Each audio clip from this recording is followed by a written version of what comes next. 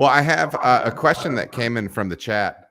Jason Spiegel, who is excited for you to be on. He's been commenting on a few things, but he said, if you have time and we can just kind of take a little bit of a broad overview on it potentially. He said, if you have time, can you talk about the recipe / process for Penguin?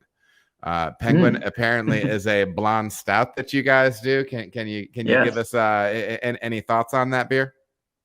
Yeah, that was a fun. It was actually a collaboration brew we did with an LA brewery called Three Weavers.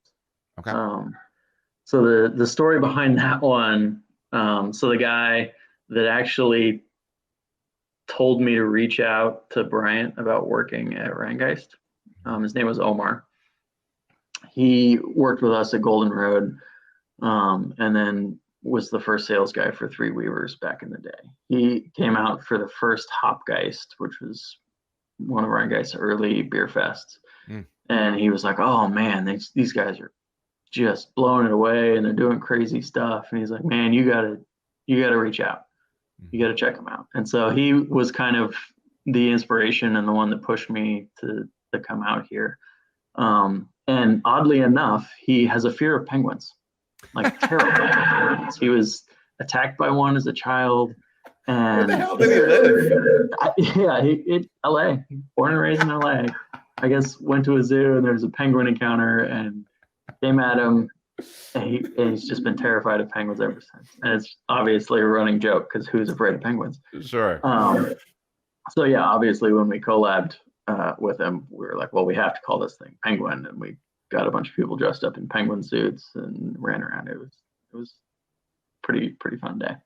But anyway, yeah, it was a blonde stout, which was a style that, kind of came out in 2012, 2013, at least when I was in LA at that time.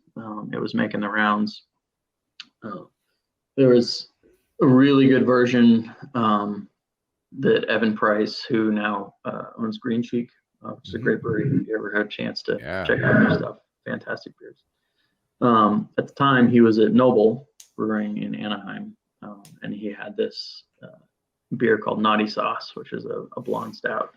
And it's essentially you're trying to recreate a stout without the color, right? You want the flavor, you want the mouthfeel, without throwing a bunch of roast malt in and making it black. So it's kind of, I think it's the grandfather of pastry stouts, really, because it was one of the first styles that really forced you to throw a bunch of other adjuncts in and have those really drive the flavor.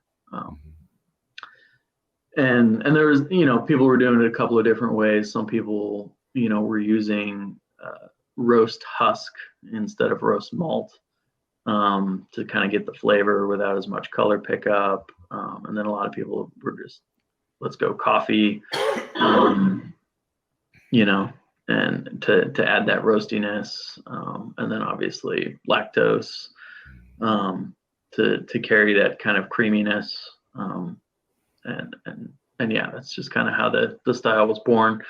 So our take was that it was kind of a coffee and lactose blonde stout. It was great. One of our first partnerships with Deeper Roots as well. Fantastic coffee roaster. It's the house coffee at Rhinegeist.